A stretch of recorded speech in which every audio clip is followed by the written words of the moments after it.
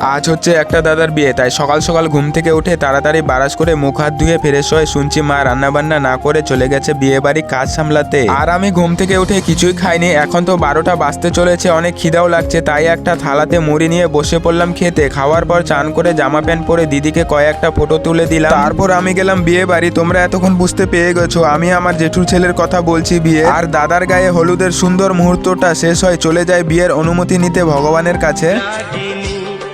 Band बजाऊंगा झूम के गाऊंगा ब्याह तेरा होगा।